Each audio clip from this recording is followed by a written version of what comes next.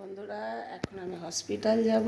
এখন বাজে কটা দেখি, একটু ভোর ভোর উঠেছি, প্রায় 6টা, ওই 5:30 পৌনে 6টার মধ্যে উঠেছি। উঠে ভাত, বেগুন ভাজা, আলু পোস্ত করছি, মাছের টক করে নিয়ে আমি হসপিটাল যাব, আমাদের ইএসআই হসপিটাল।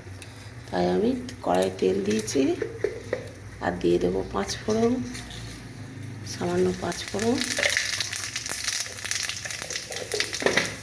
আমি আলুগুলো ছেড়ে দেবো, নতুন আলু পোস্ত।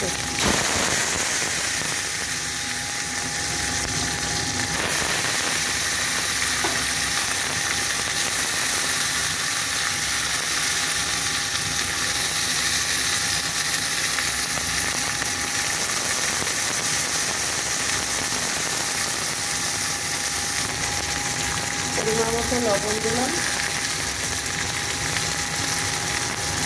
2টো কাঁচা লঙ্কা দিয়েছি, লঙ্কা আমি বেটে দিয়েছি।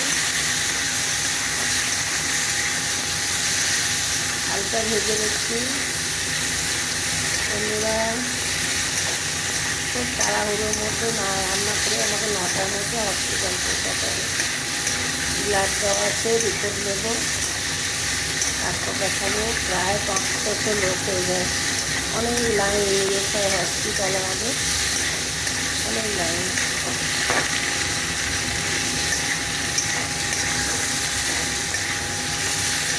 তারপর হসপিটাল থেকে কখন ফিরবো জানি না। আমার জল দেবো, জল দিচ্ছি।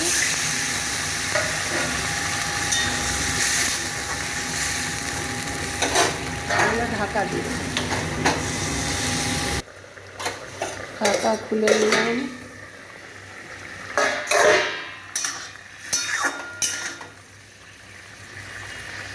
আলুটা সেদ্ধ হয়ে গেছে। এই পোস্তের মধ্যে একটা বেগুন কেটে আমি দিয়ে দিলাম, কেন আমি সুগারের পেশেন্ট। আমি বেগুনগুলো সামান্য আলু নেব, ওই 2-1 পিস আলু দিয়ে, এই বেগুন দিয়ে, পোস্ত দিয়ে হবে। বেগুনগুলো আমার জন্য। মাঝখানে আমি ঢাকা খুলে দেখে নিয়েছি একবার, বেগুন সেদ্ধ হলো কি না। দেখলাম বেগুন সেদ্ধ হয়ে গেছে, বেগুন সেদ্ধ হয়ে গেছে। এবারে পোস্ত দিয়ে নামিয়ে নেব। পোস্তটায় কাঁচা লঙ্কা, পোস্ত বাটা আছে।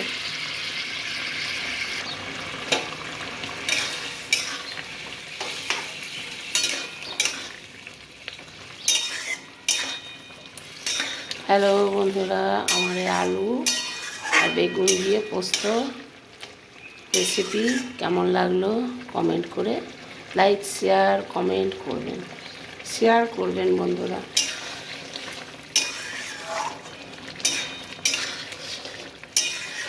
রেডি, নামিয়ে নেব। রেডি। সকাল সকাল আমি পুরো রান্না করে নিয়ে ইএসআই হসপিটাল যাচ্ছি বন্ধুরা।